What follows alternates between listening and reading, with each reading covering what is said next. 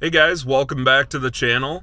Starting a new video here today. We got to get our old planter out of the shed because on Monday we got a new planter on the way. So today we got a couple things to do to get that done. Lovely Minnesota, we got about a 3-foot snowdrift sitting on our corn head, which our corn head is in front of the old planter. So we got some shoveling and some equipment to move around, and hopefully we can get that planter up out of the shed and be ready for Monday. So again, thanks for stopping by the channel, looking at a video, and hopefully we can make it entertaining for you. All right, so as you guys can see, we got a lot of snow up here on the north side of the shed. The shed is open to the west, so yeah, when we get a big northwest snowstorm, snow just kind of piles in here. I haven't ever seen it quite this bad, but yeah, to start the combine, I literally just walked up a snowdrift and stepped right in the ladder. So yeah, that's not so good, but we're getting there. We're getting the corn snoots off the ground right now so that, you know, when we go to lift up, those don't actually bend down.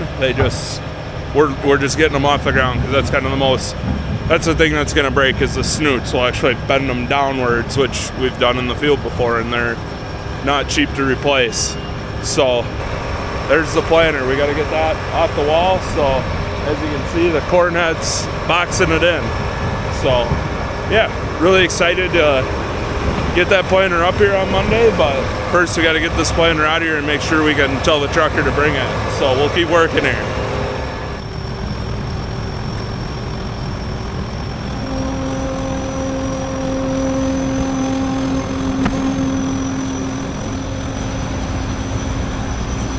There we go. That actually went pretty easy. I wasn't expecting that to come up that easy.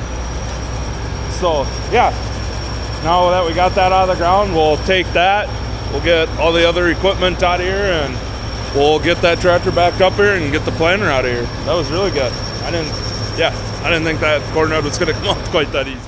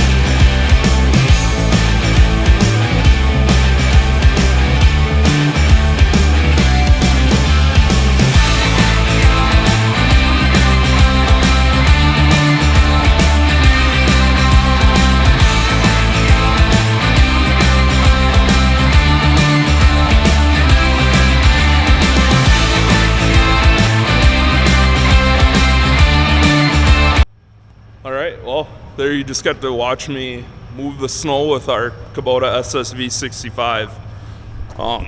Really like that skid loader. We've had that for 5-6 years now. It's a really good skid loader. Love for it to be on tracks. We got a SSV 75 on tracks up at our turkey farm, and that's really sweet. Yeah, so a lot of you guys might be wondering, you heard me talking about how the snow drifts in from the north side, and you know, the big question is, well, why don't you just wall that north side off? Well, here in southwest Minnesota, we're prone to 50-mile-an-hour windstorms are not uncommon. I mean, we'll even have, last summer, I think we had 3 storms within 2 weeks that each one brought 50, 60, 70, 80-mile-an-hour wind gusts. So what our concern is, if we close off that wall and we just have this one open on the east side, well, if a big windstorm swirls up through the yard here, like up on that shed early last spring, that front corner got peeled off because we had a big windstorm actually come out of the southeast. So what our concern is, if we close off that side and a big storm swirls through this big old shed with that big old parachute basically covering it, that we'll come up here and we won't have a shed left, because that wind will have nowhere to go. and all of a sudden it'll lift it off the ground. Where right now, with it being open, the wind, yeah, it comes in here, but it has a way to get out without lifting the shed off the foundation. Or that's my hope anyway. So, yeah, as you guys can see, we got a bunch of equipment up in this shed. Here's our 2 drills. Just bought that, a Trefler tine weeder. Super excited to get in the field and get to use that. And then Sean's getting the planter. He's getting the tractor in here. It's a little bit tight because over there we got all of our weeding equipment. That's all the equipment we use to keep the weeds at bay during the summer. So super excited to get that stuff out. It's March 31st and we're in a blizzard warning for tonight. So hopefully spring will come soon, but it'll come. It'll come at some point and we'll get to run that equipment. But until then, I just gotta stay patient. So, all right, so we just got the 2-point hooked up. And now we're hooking up the lift assist, and hopefully we can get this planter out of here.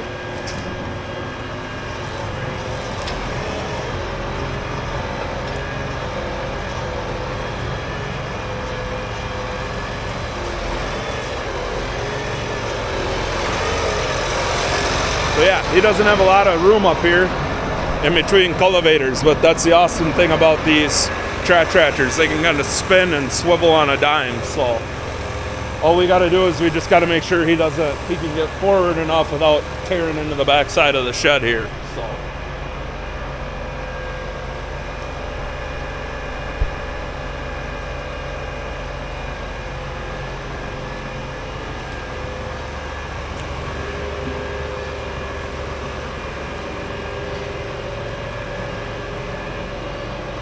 Those marker arms are what we're worried about, but he's doing good here.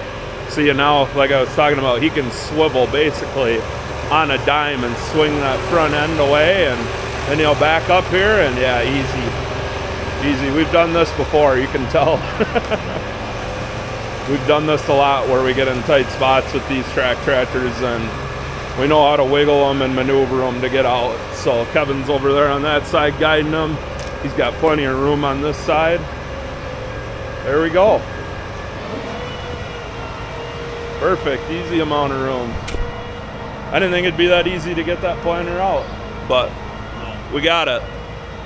It actually didn't take all that long. It only took us, 45 minutes, half an hour, 45 minutes, hour, somewhere in there. So easy. Now we got to go take those drags off the back of the planter. And yeah, I'll talk more about those when we get up there, but yeah, we're getting a CCS planter just like that. You guys will see it.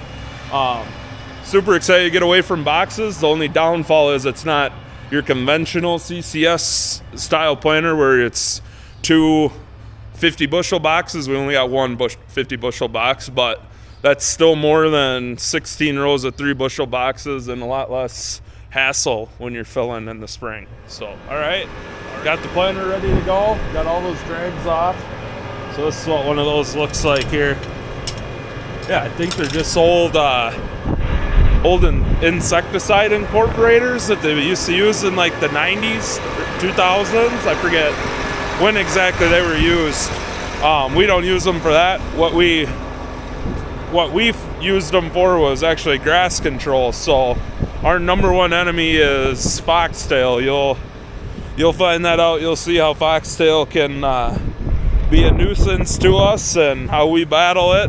And what we found is with those drags going behind the units, just kind of going back and forth like that, we had a lot less in-row grass pressure because it was just kind of, after the planter went and pressed everything together, kind of just loosened back up that top a little bit and drug things around, and never hurted our planting population, but helped us a little bit with in-furrow weed control or in-row weed control. So yeah, I don't know if we'll be able to use those on our new planter. We took them off in case we can retrofit those or if we got to put something else back on there, but we'll find that out on Monday. So next time I'll see you guys is on Monday, and we'll be unloading that new planter.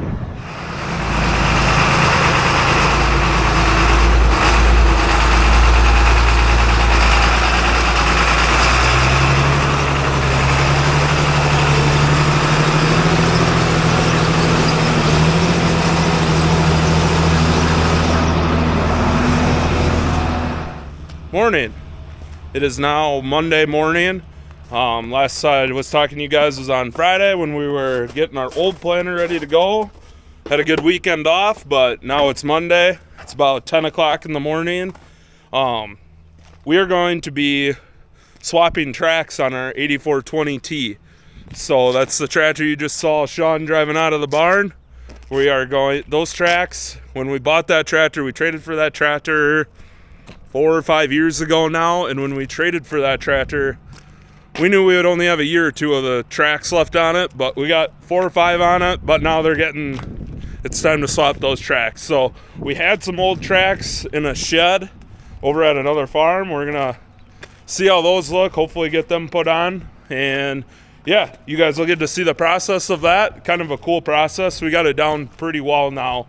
We can usually swap tracks in about hour time, I would say. So it's 10 o'clock now. If we get to work on that, we'll be done about 11:30. Then it'll be time to unload that planter. Unfortunately, we got a whole bunch of snow Friday night, and then yesterday it was about 45 degrees.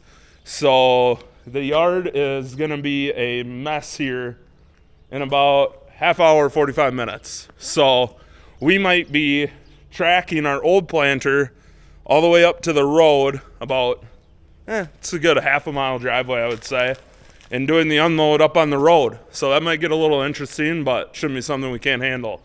So yeah, when we get to that point, you guys will be along for the ride.